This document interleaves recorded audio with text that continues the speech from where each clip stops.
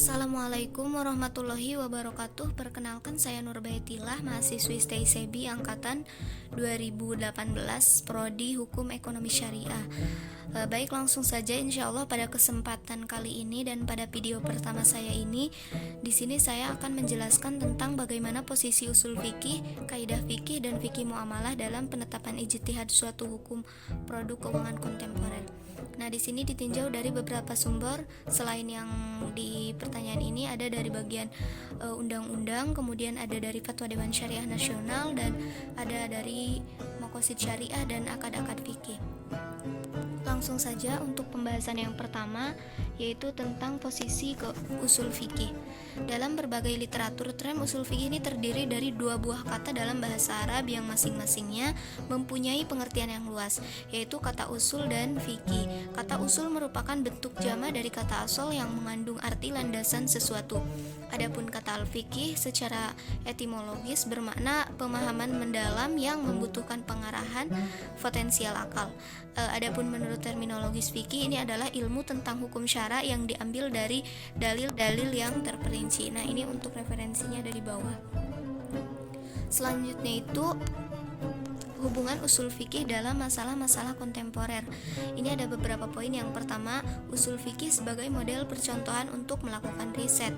Yang kedua, usul fikih sebagai model percontohan untuk melakukan dialog yang sistematis dan bermutu. Yang ketiga, relasi antara usul fikih dan masalah sosial, yakni yang menyatu dengan masyarakat berbaur dengan segala problematikanya.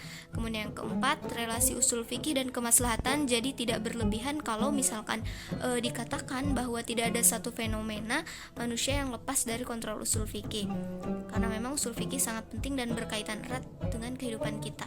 Kemudian yang terakhir itu adalah menentukan hukum preventif untuk jaga-jaga sebelum datangnya bencana dengan cara menutup semua jalan yang menuju atau mengarah kepada kerusakan gitu. Kemudian yang selanjutnya itu adalah sumber maqasid syariah. Nah, dilihat dari sumber maqasid syariah. Maqasid syariah dalam pengertian umum itu adalah tujuan-tujuan syariah untuk mewujudkan kemaslahatan manusia di dunia maupun di akhirat. Kemaslahatan manusia ini diwujudkan dengan memelihara 5 kebutuhan, yaitu yang pertama hifduddin, menjaga agama, kemudian yang kedua menjaga jiwa, ketiga akal, kemudian keturunan, dan juga yang terakhir itu adalah harta. Tentunya hanya dengan pendekatan maqasid syariah maka suatu produk perbankan dan keuangan syariah ini dapat berkembang dengan baik. Kita bisa lihat di era kemajuan keuangan syariah kontemporer saat ini, banyak persoalan yang muncul seperti halnya hedging ataupun transaksi swap, transaksi forward, option, margin, during contribution, dan juga profit equalization reserve, dan masih banyak juga yang lainnya. Itu dari segi maqasid syariah. Yang selanjutnya itu adalah dari kaidah fikih. Adapun ditinjau dari kaidah fikih, ada di sini dalam lembaga keuangan itu ada beberapa kaidah. Yang pertama, pemerintah memanfaatkan properti lain tanpa izin pemiliknya itu adalah batal. Nah, ini sudah jelas ya. Kemudian yang kedua, resiko sejalan dengan keuntungan, atau yakni orang yang memperoleh manfaat atas sesuatu pada saat yang sama harus mau berkorban bila terjadi resiko dari usaha yang telah memberikan keuntungan kepada dirinya. Nah, itu yang kedua. Yang ketiga, tidak boleh bagi seseorang mengambil milik orang lain tanpa sebab syar'i. Dan yang terakhir, pada dasarnya semua yang bermanfaat itu boleh dilaksanakan dan semua yang mendatangkan bahaya itu haram untuk dilaksanakan. Jadi harus dijauhi gitu. Nah, yang poin selanjutnya itu adalah ditinjau dari sumber fikih muamalah.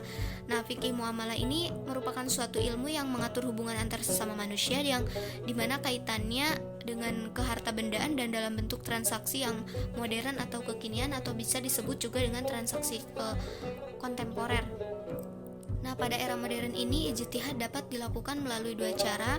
Yang pertama ijtihad intiqai, yang kedua ijtihad insya'i. Yang pertama intiqai, yaitu ijtihad yang usahanya meramu hukum dari hasil ijtihad yang telah ada sebelumnya, yaitu dengan cara membandingkannya dan memilih yang paling baik dan paling tepat untuk diterapkan dalam masanya. Kemudian yang kedua itu insya'i, yaitu usaha untuk menetapkan kesimpulan hukum mengenai peristiwa baru yang belum diselesaikan oleh para ahli hukum terdahulu. Nah, ini mutlak harus kembali diaktifkan atau dilakukan. Kenapa? Karena untuk mencari solusi-solusi baru terhadap permasalahan yang baru muncul, serta demi pengembangan hukum Islam. Sebab setiap masa itu pasti memiliki problem yang berbeda. Demikian pula dengan halnya masa sekarang pasti tidak akan serupa dengan masa-masa terdahulu. Seperti itu. Kemudian yang poin selanjutnya itu dilihat dari Fatwa Dewan Syariah Nasional. Ini Fatwa nomor 123, yakni tentang penggunaan dana sebagai pendapatan bagi lembaga keuangan syariah, lembaga bisnis syariah, dan juga lembaga perekonomian syariah. Nah, ini untuk Fatwa DSN. Kemudian yang selanjutnya itu jurnal internasional dan nasional. Nah, setelah saya cari ternyata ada di jurnal nasional berkaitan dengan pembahasan yang sedang saya jelaskan, yaitu tentang keuangan syariah kontemporer, yakni ada pada jurnal nasional yang berjudulkan Jurnal Akuntansi dan Keuangan Kontemporer atau JAKK Vol 2 nomor 1 tahun 2019. Bisa dicari di web ya, ada judulnya itu JAKK Vol 2 nomor 1. Itu jurnal nasional. Yang kedua jurnal internasional. Untuk jurnal internasional ini yang berjudul Business Economic Transformation Toward 2015. Yang ini juga ada di web, bisa dicari aja penjelasan secara rincinya ya. Kemudian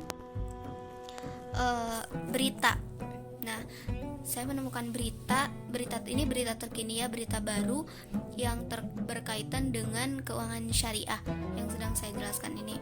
Nah, ini tuh judul beritanya itu akses keuangan syariah makin mudah, bank digital kerjasama dengan bank retail. Ini untuk judul beritanya bisa dicari juga, ada di web. Cari aja dengan judul yang ini ya. Kemudian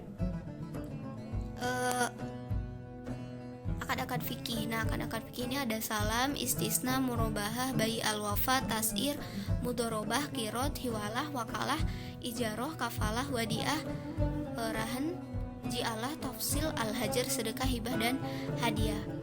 Untuk pengertiannya tidak saya jelaskan karena ini sangat panjang banget ya, jadi bisa dicek aja di web, ada. Terus ini yang terakhir. Nah, mungkin ini yang dapat saya sampaikan, kurang lebihnya mohon maaf apabila ada kata-kata yang kurang untuk dipahami atau kata-kata yang salah, mohon dimaafkan. Yang salah datangnya dari diri saya pribadi. Nah, kalau yang benar itu datangnya dari Allah Subhanahu wa taala. Mungkin ini yang dapat saya sampaikan. Wabillahi hidayah wa taufik. Wassalamualaikum warahmatullahi wabarakatuh.